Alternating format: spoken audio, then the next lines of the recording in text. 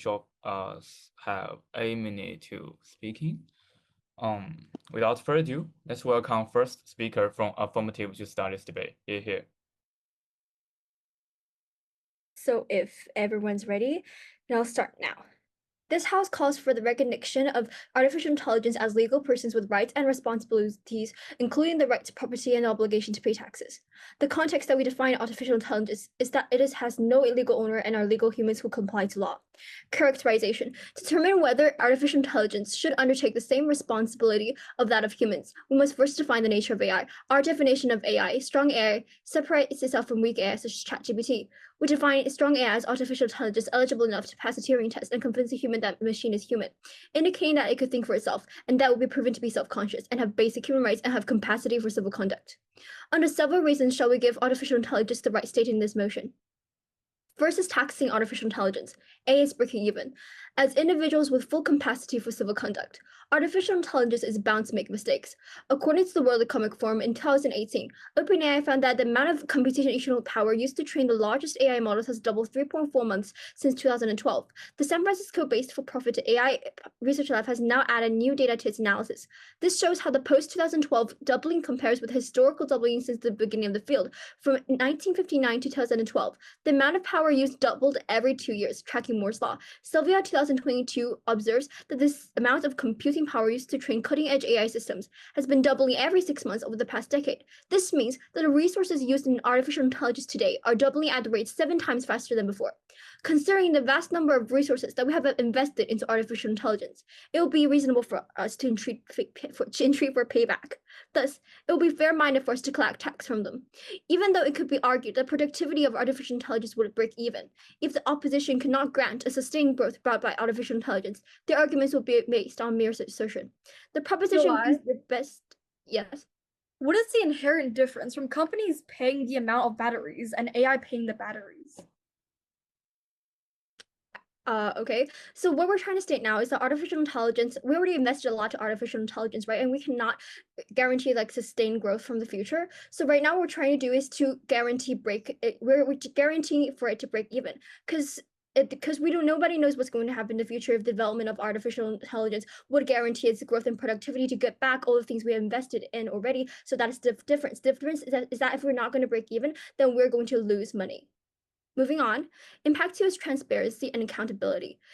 Since we are viewing and regulating artificial intelligence like law regulates humans, it will give us a better idea on how to work with them. That is on transparency. And on accountability, since right now in the status quo, we have nobody to account for if artificial intelligence makes mistakes. But if we can regulate it and it's complied to law and that it has legal responsibilities, we can find ways to punish it. And my partner will elaborate in that in the future. B is on wealth gap. Proceed. You claimed how AIs have contents and how they should be rendered as humans, but as humans, if you also impose regulations, then they wouldn't be considered as humans anymore, right? Because the additional regulations would make them as machines. Okay, we have the opposite logic right here. What we're trying to say here is that we're trying to view artificial intelligence as humans, not viewing humans as artificial intelligence. So what we're trying to say now is that artificial intelligence has the same legal responsibilities as humans, so that it's complied to law, that it would not make any more mistakes, and they can be accounted for if they make their own mistakes. So I think the opposition had that opposite. And B is on wealth gap. Continuing, currently artificial intelligence is one of the root causes of wealth gap. According to the Brookings Institute, 8 American cities, including the San Francisco, San Jose, Boston, and Seattle, had roughly 38% of all tech jobs by 2019. New AI technologies are particularly concentrated. Brookings' Mark Mura and Stephen Liu estimate that just 15 cities account for 2/3 of AI assets and capabilities in the United States. Even San Francisco and San Jose alone accounted for about 1/4. The dominance of a few cities in the invention and commercialization of AI means that graphical disparities in wealth will continue to soar. A report by Goldman Sachs tells you that AI could potentially replace the equivalent of 300 million full-time jobs. Specifically, 46% of tax and administratives and 44% in legal professions could be replaced, but only 6% in construction and 4% in maintenance. Therefore, taxing both AI industry and artificial intelligence itself would be highly reasonable. Taxing the AI industry could control the productivity. Taxing artificial intelligence itself could control the wealth that AI owns. Logic is the same as taxing the rich. Impact. The money could go to the government. The government could use it for welfare, infrastructure, and other benefits for general public. Second is on ownership of property. Citizen is defined by the relationship between an individual and state or a country, in which the individual owes allegiance to and is entitled to its protection. Citizens possess a status of freedom accompanied by certain responsibilities. The social contract infers that citizens are also part of a society or country. Since artificial intelligence, under this context, is already a part of human society, we could count AI as a legal citizen. Roussel notes in the social contract that private possession belongs to individuals and public possessions belong to society simply by the virtue of the right of the first occupant, which only becomes enforceable in society as possession turns into property. Accordingly, John Locke held the obligation to obey civil government under the social contract was conditional upon the protection of natural rights of each person, including the right to private property. Sovereigns who violate these terms could justifiably POI. Continue. John Locke also asserts that all legal citizens should have the right to vote. Are we saying that AI should be able to do the same, as well as the right to marriage, to a lot of things? As long as it has its is that what we're trying to say here? Because I believe the resolution is on it's treating it as legal persons with rights and responsibilities. And if that is how John Locke defines it, then yes, sure, it can act as legal persons because it says so in the resolution, right? So that's basically it. And what John Locke is trying to say is that as part of a country, the government has the responsibilities to AI rights, as they have a responsibility to citizens' rights to life, as rights to responsibility, which is quoted also in the social contract. So for the above grounds, we're proud to propose. Thank you. Thanks for the first speaker from affirmative for fine speech, as welcome the first speaker from negative side here. Okay, please just give me a couple of seconds.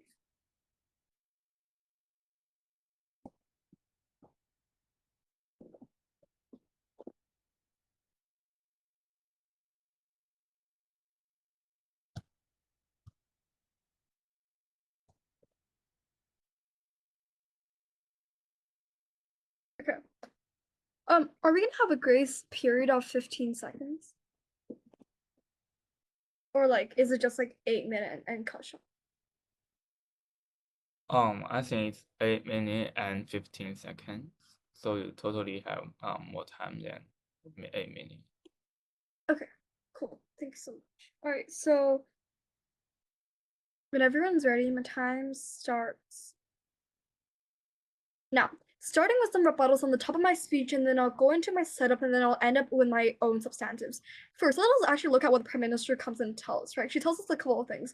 First, she tells us how we should try to break even. She quotes in her speech that AI is bound to form mistakes. For example, cutting out powers that has been increasing for a price. I see two problems with this. First, if you want AI to break even, in the status quo, companies are already breaking even of paying this price of powers. I don't see why we have to intrinsically move this price to AIs, right? Because think about it, all of the AI company that has been installing for the past decade or even century has been the companies that has been paying for the entire power price. I don't see why breaking even substantially is so unique as to giving this power to AI itself. Second of all, she tells us how if we don't break even, then we'll lose money. But in status quo, nor does she give us any cases of companies losing money because they don't break even, nor do we actually see any substantial impact that has been going through with companies not being able to pay the entire price of these power buttons. Second thing she tries to come in and tell us is that where there's accountability, how she should apply AI to law. First, there's a couple of lack things in her speech. No. For one, she lacks of characterization. For example, she doesn't actually tell us how punishments are going to be like. Since AI is actually modeled very differently from human beings, I don't see how we're going to intentionally punish AI, right? Because if you think about it, Judge, when we punish humans, the reason why humans are afraid of punishments and will actually learn from their mistakes is because they don't want to die. They're afraid of the pain. But think about it, AI is made from batteries. They're made from metal, steel, etc., etc. I don't see what in the moral compass will put AI in a position where they will actually relearn their mistakes or actually have any out of this compliance to law. If the proposition wants to continue with this point onwards, I need second and third speaker to actually come in and tell us how and exactly will this characterization of a complying to law will actually look like in the status quo or even in the future. Now, she also comes in and tells us on the impact of transparency. First, I don't see why transparency is the case. For example, even in the status quo without AI treating like humans, there's a lot of social media reports and also media reports on how companies are doing within their programs. I don't see why transparency is extremely unique in this case. Neither do I see the substantial impacts of transparency. Two more things to go on. First, she also tells us how AI will take 300 jobs and it will actually take human jobs into account, which is thought they'll be beneficial for the government project. I will tell you at my second substantive why this will take a backlash, and instead governmental programs will actually be receiving less money once AI actually comes into the workforce. The last thing she tells us is natural rights. However, I say two wrong things with this. First, the definition of a human being is either they actually have the moral compass that is a compass within themselves, they have the moral consciousness, they have the moral ethics to take from. These are everything AI does not hold, neither of its weak or strong AI. And I'll also take this into account in my substantives and also in my setup. So now, going back to my speech. As the opposition negates this resolution, the acceptance of AI as a legal person undermines the International Criminal Court's justice and will directly cause poverty in both cases. Opposition will negate this narrative and is proud to oppose it. There's 5 setups we would like to bring on top of my speech. The first 2 will be on clarification, characterization, model, and then framework. First, on the definition of AI. AI is a man-made machinery that works by stimulating human intelligence through the use of algorithms, data, computational power, rather than moral ethics. 2. The opposition would like to establish on top of the definition that AI follows human imprinted algorithm, and therefore it does not have self-consciousness or a moral compass, which means that the proposition does not have the fiat in this round to say that AI will be making clever decisions themselves after they are legally recognized as human beings. There's a characterization we would like to bring here.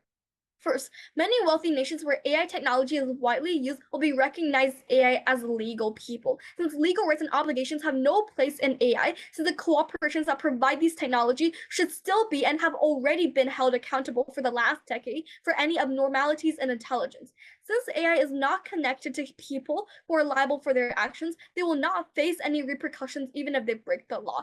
If proposition wants to come in and rebut this stance, as I mentioned, they have to come in and actually give us a proper characterization of how these punishments and laws will look like. Now, since AI is not connected to human beings, AI are more effective at boosting the economic production under a system in which they help people without expecting payments or other benefits, which can only occur without the taxation pressure. Now, we're going to have 2 legal models into account. First, it's Article 25 of the International Criminal Court Justice System. It establishes on the grounds that individual state responsibility or criminal responsibility to require intent and knowledge. AI cannot possess knowledge in the human sense, making it unsuitable for the state nor criminal responsibility because they are machinery that function upon human-coded algorithms. The second layer we like to bring is from the European Union General Data Protection Regulation. Treats AI as a tool that processes data with accountability falling on human operators and organizations. Thus, this approach reflects a view that AI is not an autonomous legal person, but rather a tool under the human control. Now, we're going to bring up two substantives in the speech. First is on principle and second is on practical. First, there's 2 layers of response on the principle layer. First is a lack of consciousness and self-awareness. AI is currently operating on algorithms and data processing without moral consciousness or even any straightforward consciousness or even self-awareness. It does not have emotions or understanding of any surroundings. It does not have the consciousness to know what they're doing themselves. Therefore, calling it into the recognition of a human being is simply unrealistic and does not follow and undermines the human reality. Second is the absence of intentionality. AI systems followed program instructions and learns from data, but they do not have intentions or goals that is independent from the international court system. Even if we engage with the proposition's best case, where AI is treated like a legal human being, because in the status quo, even legal human beings need to prove that they have the intent and knowledge of what they're doing in order to be criminally responsible for what they have done. So unless otherwise proven, a person shall be criminally responsible and liable for punishment for a crime within the jurisdiction of the court if the material element is committed with intent and knowledge, which we already proved that AI does not have the intent of because they don't have the moral compass, nor do they have the consciousness to know what they're doing themselves. Now we're going to go on to the practical point of view. which is employment. My partner will elaborate on the second practical point of view, which is on housing, but I'll go forward with employment first. Regarding employment and economic productivity, since AI incurs fewer expenditures, humans, as they do not have personal aspirations or buy frivolous merchandise, leading to lower income tax payments. AI typically works as a low threshold position suited for repetitive tasks, displacing novice job market entrants. AI citizens are unlikely to be promoted due to their lack of moral values, causing employer mistrust in higher tier roles. Consequently, AI will dominate rudimentary job levels, reducing the tax payments and expenditures. This is a direct integrated rebuttal against my opponent's second argument on why AI will actually lead to a better job increase and actually lead to more income into the government growth. Therefore, AI will not impact on reducing the tax revenues, stifling the government income. This will do two things. First, it will reduce the educational income coming from the government, which means that more people in the school will be actually resulted in having not a lot of education, and actually resulted into more poverty. So, Judge, not only has the opposition been able to prove why it's simply immoral to count AI as human beings, we also proven why it's simply unpractical in the status quo to count them as human beings, because it will simply cause much more harms to the real human beings we have in the status quo. For these reasons, never proud to oppose. And thanks for the first speaker from negative side. Let's welcome second speaker from affirmative. Here. Okay, am I audible?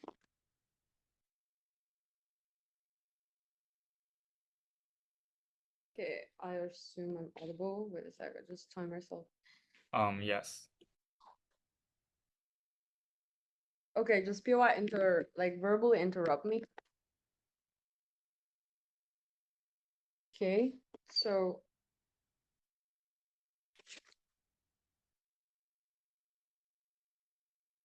okay, so my time will start in 3, 2, 1. Firstly, it's a little bit rebuilding. So basically, opposition side tried to push back saying that already the company is actually paying some certain taxes, so there's basically no necessity to actually try to use AI to actually pay more taxes in the very first place, right? So one, we believe that AI is already costing a lot of money in the very first place. So even if we try to make AI to actually tax more, we still don't really see what is actually the harm that's actually costing, right? So simply you tax more, the tax money directly goes to the government funding, and government funding directly are going to generate it for all sorts of social welfare, to medical care, to all sorts of infrastructure and all sorts of stuff. We don't really see why it's actually something very harmful to actually tax AI when AI probably don't really need a lot of money in the very first place. Or simply even if we see AI as a legal person, even if we see them we try to make them operating in a legal way, we still believe that why is actually harming to simply tax them in the very first place, considering the fact that they're actually costing more. So even if it's actually harmful, we still believe that the benefit for the general public can outweigh all of the harm they try to claim or try to state it about in the very first place, because simply we're actually talking about massive scale public welfare is actually being guaranteed because simply taxing from the AI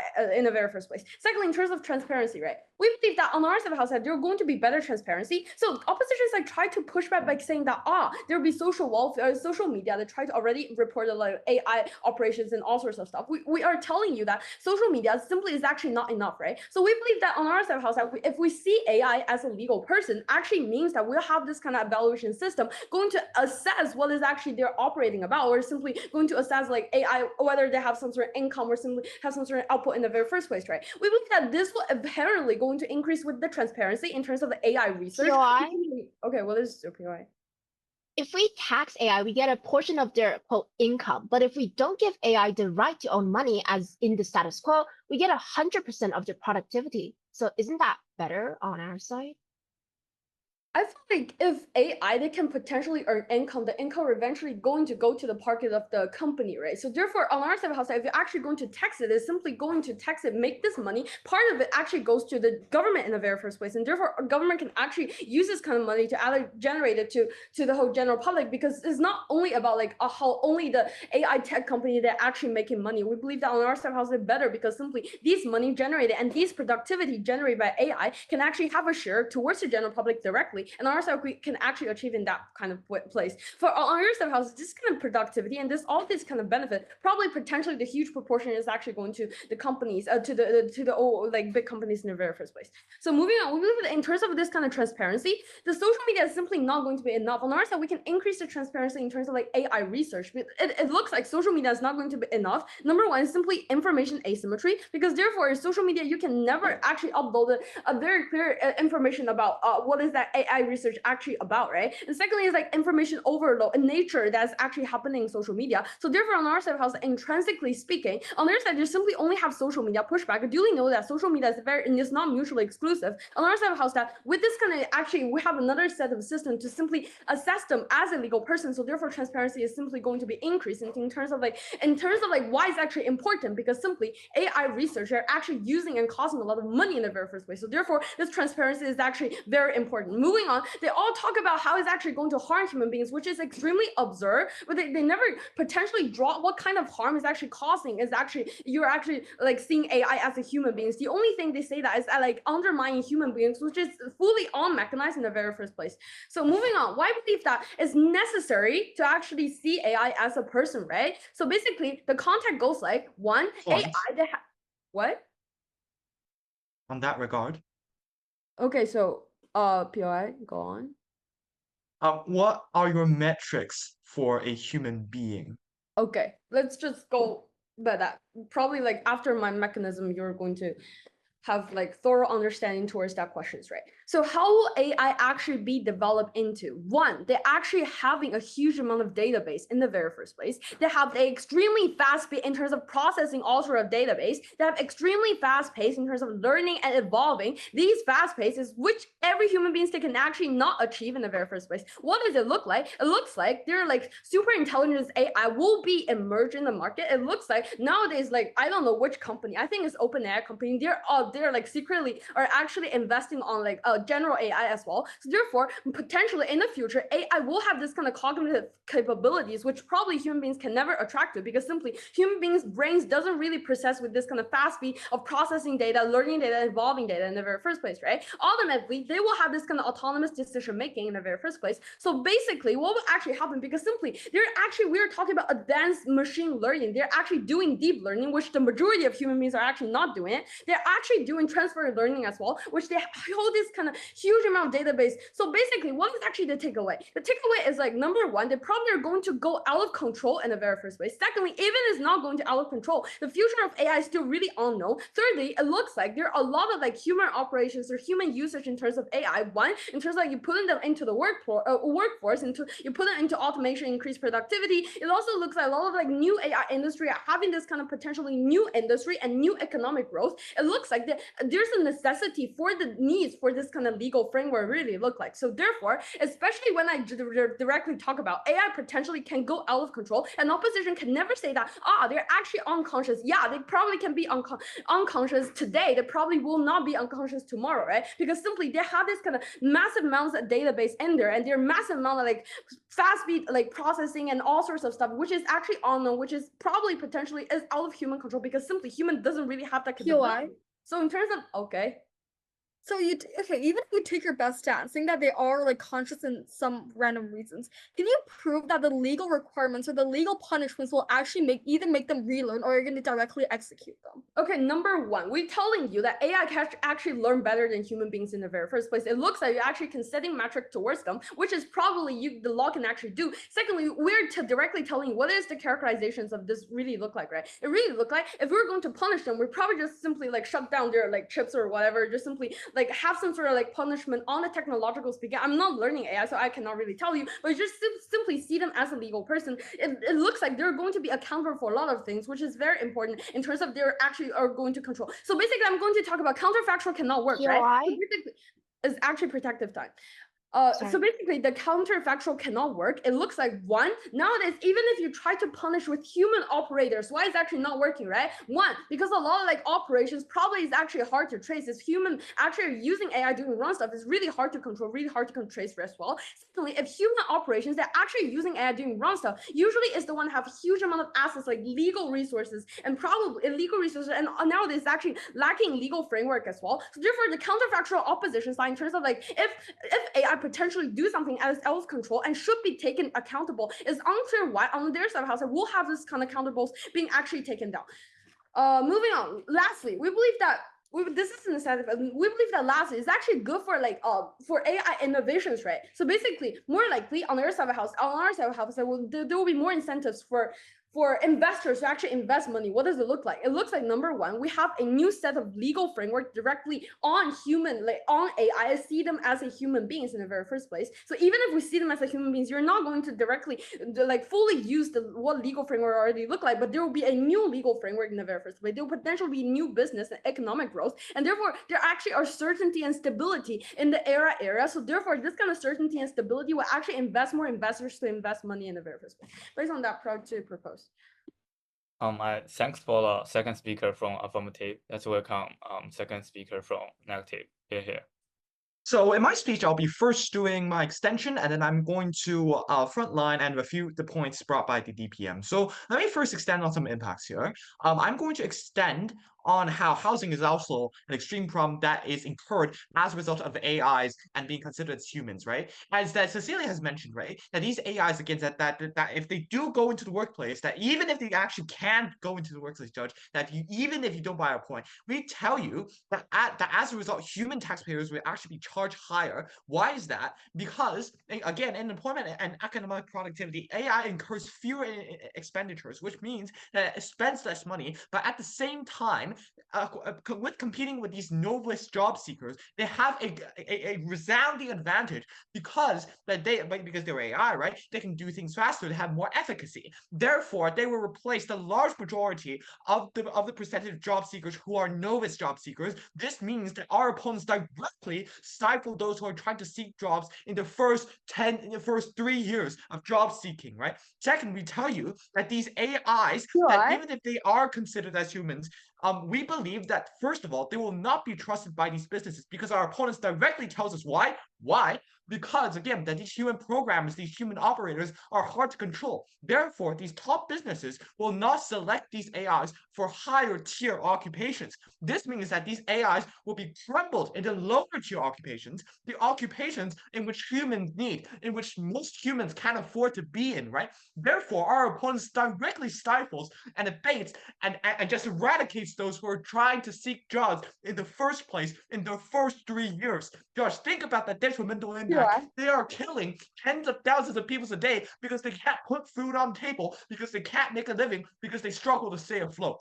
We tell you that this impact, although they may argue that this impact is quite parallel, we tell you it's worse on their side because on their side, since AIs are considered as humans, they have every legal right to seek a job, to make an income so that they can pay their income tax.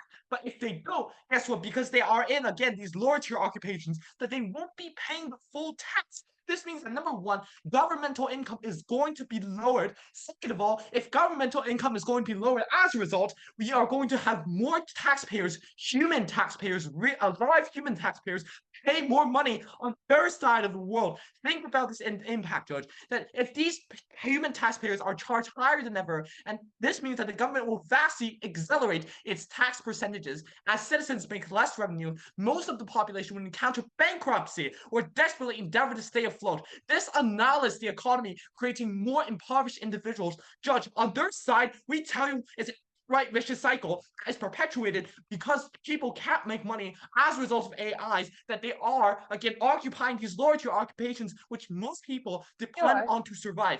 Second, we tell you that novice human workers are made redundant and cannot secure a position in the business. They will have much of their time free with no income. And due to the popularity of AI in these basic level units, it is nearly impossible for them to be recruited by a company. This means that they will not be susceptible to procuring necessities and finding an abode, finding a house. As a result, this will escalate homelessness and crime rates due to the fact that they are made redundant. And even if you don't buy this, Judge, we tell you how inadequate housing is already an issue in the status quo. Look at the top tier cities in New York, in London, and Paris, and many other metropolises. Homelessness remains a pronounced concern. If AI were to occupy more assets and at the same time more jobs, the number of vagrants and homeless people will skyrocket. This strains every state's economy therefore it must dispense more subsidies on these people who are homeless. This would aggravate the situation in the status quo downrightly. Pure. Recognizing AIs as humans will also incentivize malicious organizations to program AIs, as our opponents prove. Since AIs are considered individuals, those who develop AIs no longer have to take on any responsibility. This invites them to puppeteer AIs at their own discretion. For example, terrorist organizations should cultivate them into scammers and sell off fake assets and or avoid tasks without being arrested, as not all AIs contain a physical body and direct this money back to the developer, or they could sell a reckless house to someone in order to maximize profits. And therefore, they could also occupy an asset and not utilizing it, or attacking the state's internet system at no cost because the AI would be trialed, not the human. And at this point of the debate, Judge, our opponents have already lost on the consequences because they've still not been able to establish how these AIs will be charged, how these AIs will technically face their repercussions. We also believe that these developers are inclined to maximize profits in a legal manner because they are lucrative and, again, profit-driven. AI. If AI boasts more rights than ever, these programmers could readily achieve their aspirations by expediting the mechanisms above, therefore worsening the vicious cycle on their side of the world. Therefore, ratifying AIs as humans merely poses the world a menace. Your POI. Okay, so automations and this kind of job replacements what happens anyway. So that's the reason why we should tax them. Therefore, even if people are like jobless, you still have government subsidy or simply they don't need to work for money. They can still get money from the government. Ona, you didn't listen to any single bit of my speech.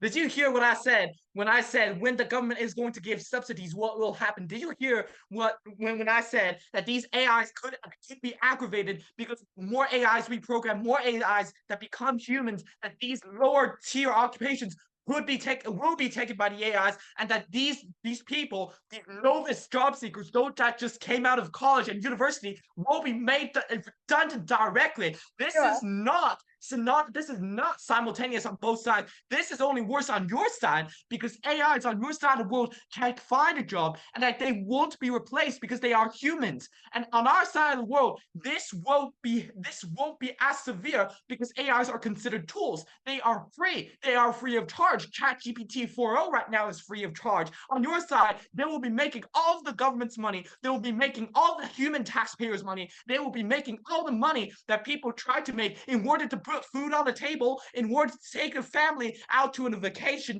in order to put food on the table. So therefore, think on an equal footing. It's aggravated on your side of the world. Finally, Judge, let me do a quick evaluation here. We defeat all the points to bring up resoundingly, right? First, they say how the AI money should go to the AI company, not the government. But again, the goal of today's debate is not to make better AIs. It is how we can promote economic productivity and promote posterity and promote welfare in humans, right? And that they don't achieve this on their side because they can't make better AIs if AIs need to be paid for, right? On our side, we believe we have more productivity because if these AIs are used, economic productivity is spurred throughout this process. More people will be inclined to use AIs. On their side, it is not the case. Therefore, Judge, what do we tell you in this case? We tell you, first of all, how taxpayers' money, how human taxpayers' money will all be wasted and squandered on their side of the world, whereas on our side, we believe that we benefit our posterity and every single person on this globe. For those reasons, never prouder to negate. Thanks for second speaker from negative side. Let's welcome the third speaker from affirmative here. All right. I'm audible and everybody is ready. My time. Yeah. All right.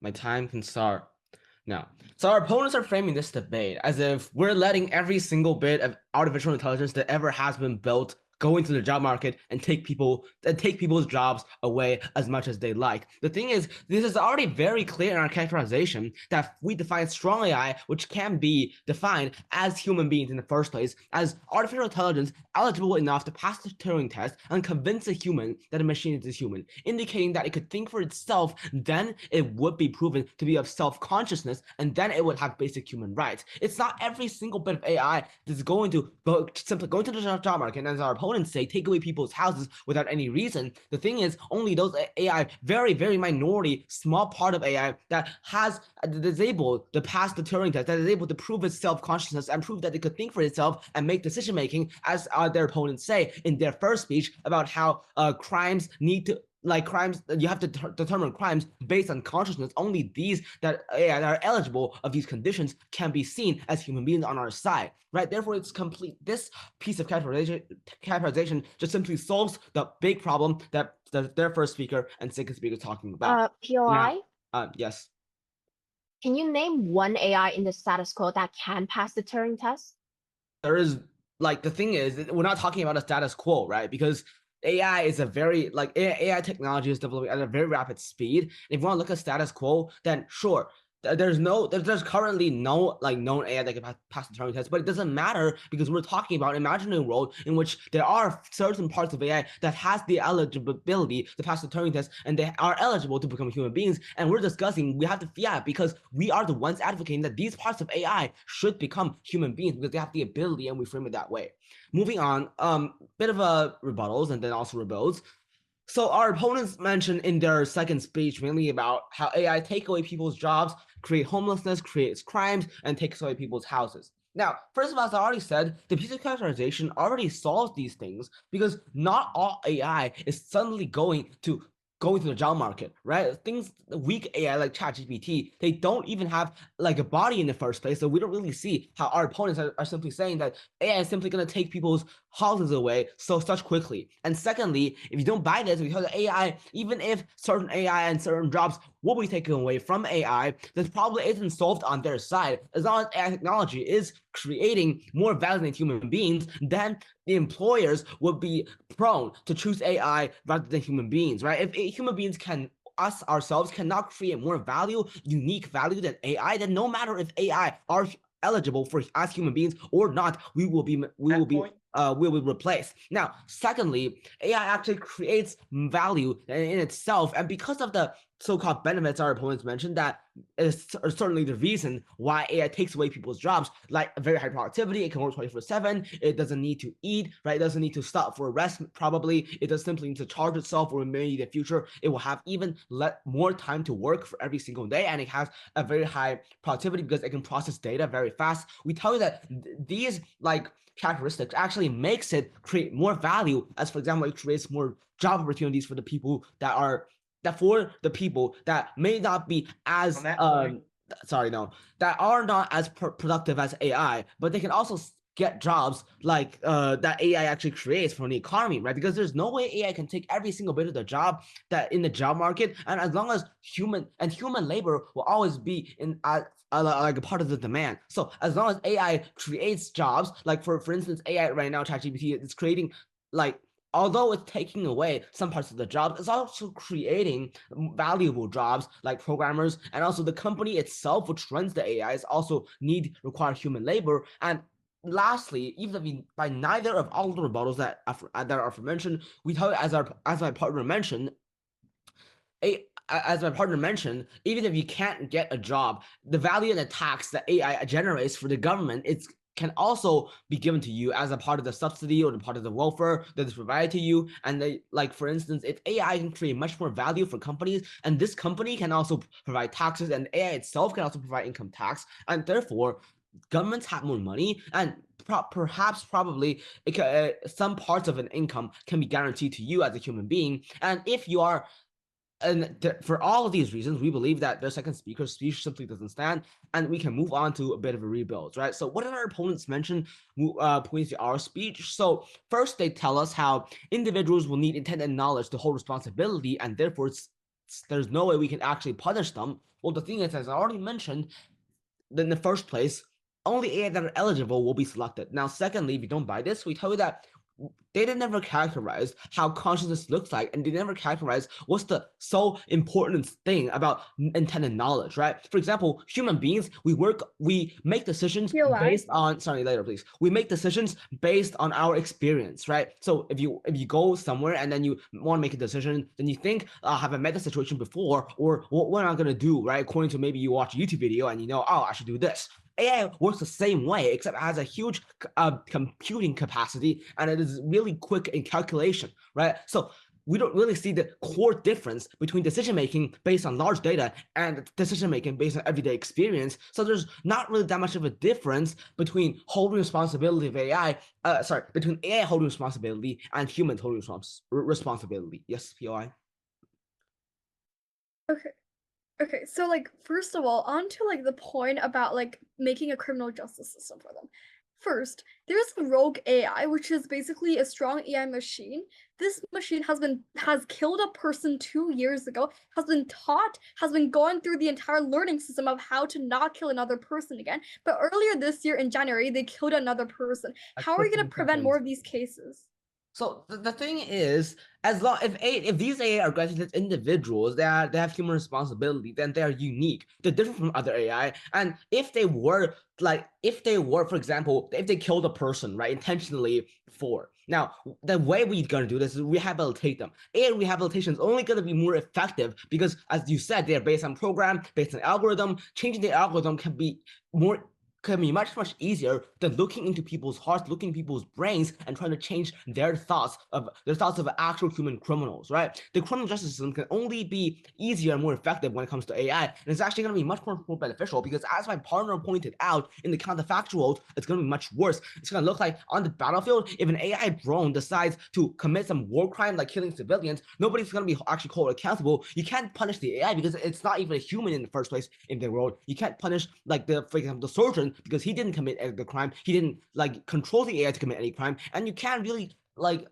And you can't really blame the programmer because he didn't program AI to kill civilians. He didn't program AI to commit crimes. If he did, of course, he should be punished, but he didn't. AI made the decision based on its own learning and based on the data that it received itself. And therefore, the only effective way that we can promote justice, the only effective way we can prevent such mistakes from being happening again, and the only effective way that we can make AI and human work better for some weak AI to help human and for some strong AI to become part of the to become part of humanity and to help humanity develop faster and to help the people who are in need. The only effective way is to grant them the responsibility and the rights of human beings. Thank you very much. Thanks for the last speaker from affirmative. Let's welcome last speaker from negative. Here. Thank you. Am I audible? Yes. Okay, lovely. POI is just verbally until I get annoyed, and then I'll tell you guys too. Yeah. If everyone's ready then, my time will start on my first word. This house calls for the recognition of artificial intelligence as legal persons with rights and responsibilities. Hannah, let's look at this motion again. This house calls. This is not an imaginary world. The motion doesn't say, in a world where AI has self-conscience, this house would do something. No, this is discussing the present tense, calls. This world, the status quo right now. However, for the sake of this debate, let's be more generous and consider their characterization in this way. They divided AI into two levels. The weaker level, ChatGPT, which is what exists in our world, and the stronger level, except for Cecilia's example of a developing AI that hasn't even been released. There are no strong AIs that are fully conscious. And in fact, let's talk about the POI.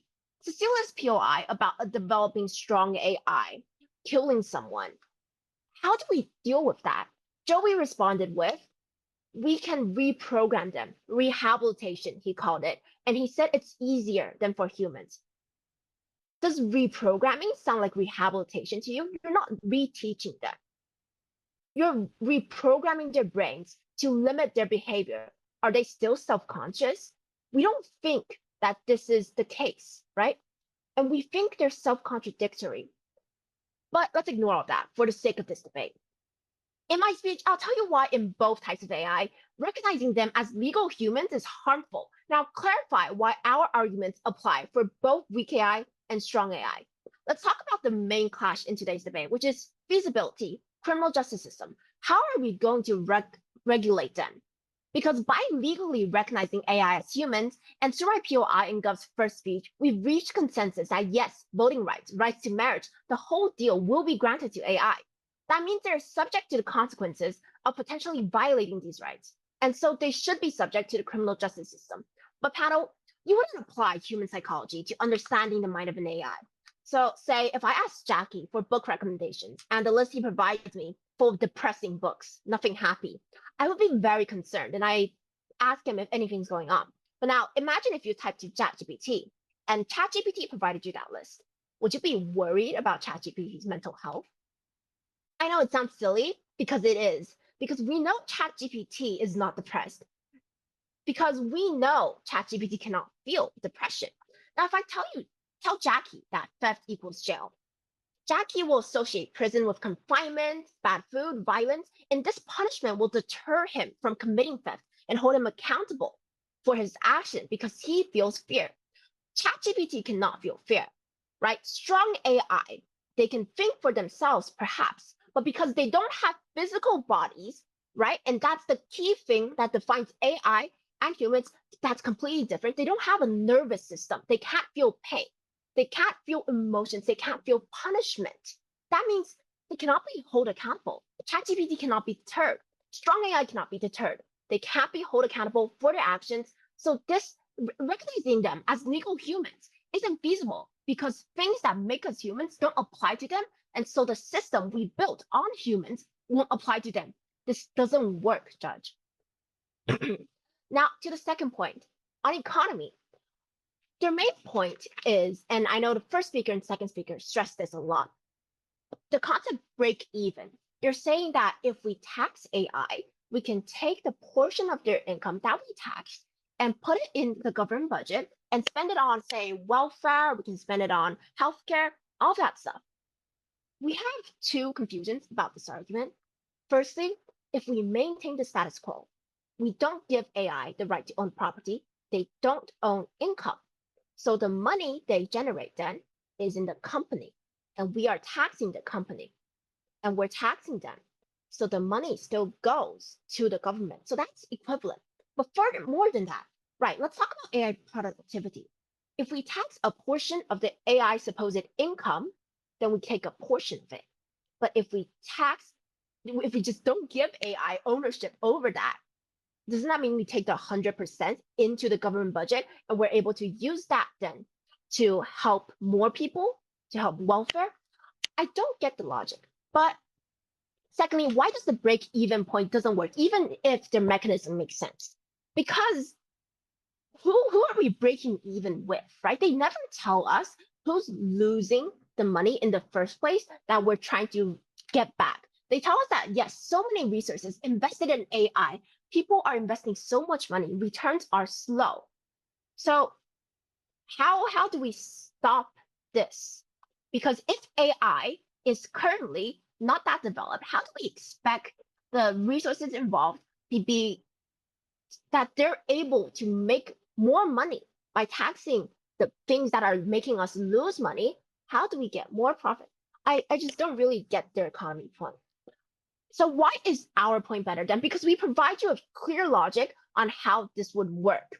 We're telling you 2 points. One, AI is causing poor people, people who are already low income, to lose jobs. And two, there's a housing crisis and AI is exacerbating that. Let's talk about the first point. The job market issue is that AI, because they're incredibly capable of universally thinking, they're able to collect data at a speed that is above human level, and they're able to do repetitive work without break. That's what they're uniquely able to do. That means a lot of the low income workers are going to lose their jobs. This is not normal unemployment. This is not what Mandy said, that yes, this will always happen. No, this happens specifically because we gave them legal rights, because we gave them, yes, you have this job, and now you can take this income, and now you can own this property. this happens because of the policy that they implemented. This doesn't happen on our side because here, if AI isn't considered a person, right? AI isn't taking up that spot. You'd still have a spot for the person, you have a spot for the machine. So we see an issue that they're causing, and we're saying on our side, we don't cause that issue. Now, about the housing crisis, and we think this is the clearest point. Paddle, this is the point that applies specifically to both strong AI and weak AI for two reasons, because the logic is clear. It goes, AI, they don't have human bodies. They don't need to eat. They don't need to buy sleep. They don't need break. They don't have those demands, right? So taxing a portion of their incomes only takes small part, and they don't need their money for anything, but humans do.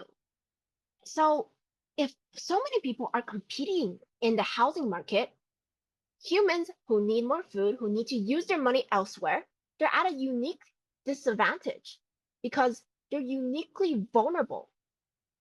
We have organs, not they. We're humans. We have organs. We need to eat. We need food. And if AI, who have more money, who doesn't need to spend a portion of their income in other places, they're more able to take prices in the housing market. And I have nowhere to live, and that's very bad. Therefore, very proud to oppose. Thank you. As thanks for the last speaker from negative, let's welcome the opposition reply. Here. George, I think today that we should be evaluating this debate on a pragmatic setting, and that I think at the end of the world today, I think that both sides would want people to prosper, that we would want AIs and humans to live harmoniously. But I hold the conviction that it's just impossible on the proposition side of the world today, right? So let's do a little bit of evaluations. We'll do it point by point. So first, on job employment, right? The point we've been discussing.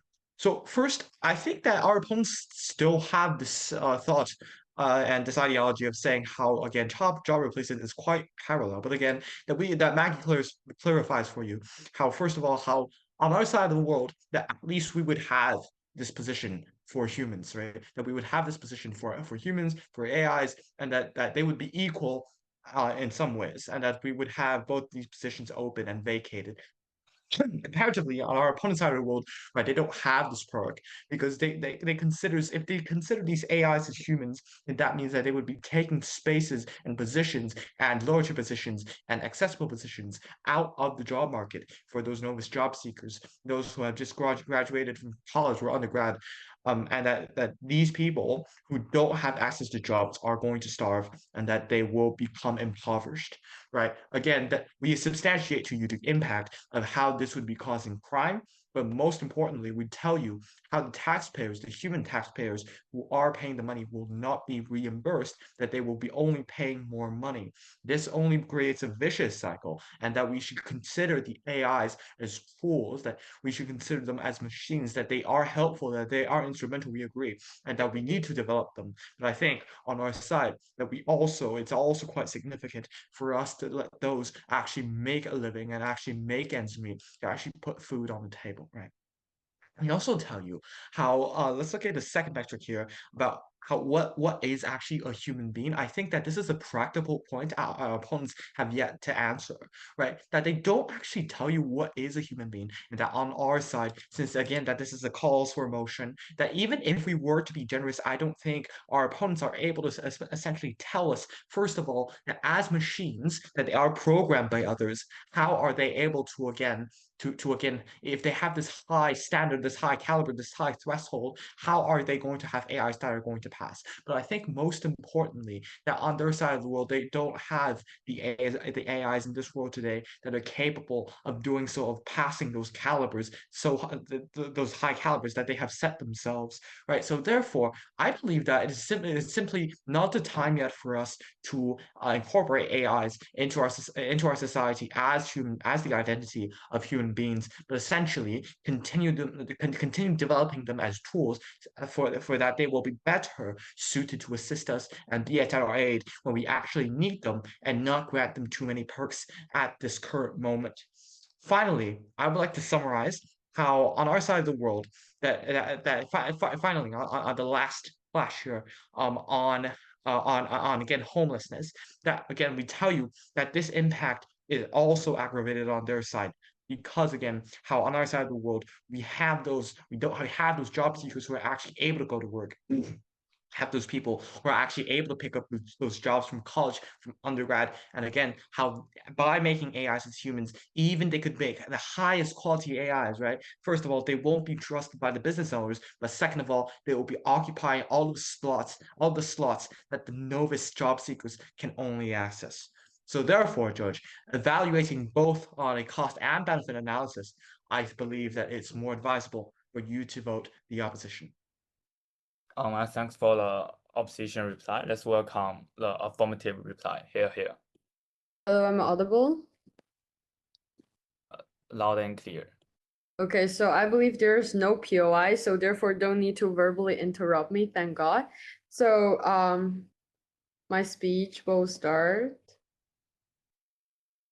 in 3, 2, 1. 3 clashes. 1 is about the contest. Secondly, is about on which side people actually suffer. And thirdly, is about the justices they talk about, like whether or not you're human beings, right? Number 1 is the context. So basically, the opposition whip come up and talk about, yeah, this is the cause for, so therefore it's present tense, in comparison to we believe that the context should be about the necessity to actually talk about these motions, right? It looks like number 1 probably already developed into a phase with job losses and job replacements and all sorts of like automations already replacing people in the very first place. It's not like on their side people still have positions. We believe that the greed for money, the greed for profit, and the greed for productivity is simply not going to secure the position for human anyway. So therefore, already there's like job losses happening and job replacement happening. Secondly, we're talking about in the context where super AI actually is in a very like complete site in terms of like research and development and implementations. In comparison to they stated that we're actually talking about presence, right? We believe that there is simply no incentives for the present context to actually work. Number 1 is simply because they're lacking information about AI everything. Secondly, because simply money and resources is actually limited in terms of like political money and political resources is limited. Even if it's actually in the context of present, there's simply no incentives coming from any parties from any countries to actually going to talk about and recognize AI as some sort of like human beings and under this like present tense, because simply there are a lot of like pressing issues which need to use this kind of political power and money to talk about. For example, climate change, right? Secondly, is simply the comparison on the world which job replacement and automation is already prevailing. Their side of house that they treat AI as a tool, and our side of house that we actually treat it as a human. Why is actually what does this kind of income for the AI really look like? The income for the AI probably just like their battery or simply some sort of like money or even a new currency for this kind of machines to actually function in the very first place. We don't really see why it's going to have a huge cost on taxpayer in the very first place if you want to really make AI have some sort of income. In comparison to on their side, they simply say that we treat them as a tool, right? Number 1, why is actually good, right? We believe that on this side, buying their worst case, the job is actually massively replaced by AI. Why is good? Because there's going to be one massive amount of productivity and efficiency happen. It looks like a huge amount of economic boom. It looks like a huge amount of technological boost in the very first place. So already in this kind of state, why is actually necessary to actually tax them? Because simply to tax AI, simply there be more money for the human. It looks like people don't really need a job in the very first place, right? You don't need to work and you can get money. It's actually people are actually much more happier under our world, and the taxation is simply to make sure the money, the majority of money is actually going to the people. What is actually the counterfactual? The counterfactual on their side is like during the job replacement, during the job like all sorts of like you simply see AI as a tool. You don't really tax AI. It looks like the majority of revenue probably is going to go to the company on their side of the house because simply you see AI as a tool of that company, right? So the productivity and revenue generated by AI more likely is going to go to the company in the very first place instead of you see them as a human beings, and therefore the tax money directly go to the government and can be used for the general public. So therefore people don't need to work and still can get money. This actually happened in Hong Kong as well, right? So even if you don't work, the government can give you 10,000 yuan in the very first place. So this is actually going to happen if a social welfare system is if the government is extremely rich and duly know that what is actually symmetrical is the job replacement and this kind of like replacement of people and automation widely used is simply going to be symmetrical. On their side, money more likely to be taken into the pocket of company. On our side, if you see them as a human, more likely government can have that money. That's why we actually win these clashes. Thirdly, it's about justice's threat. So opposition would simply say that it's not feasible because they're actually not human. However, even if we're talking about human legal framework, we're still talking about the interactions between human and human, right? So when we actually talk about legalize them, we actually talk about the interactions between human and AI, i.e. you actually need legal framework to actually protect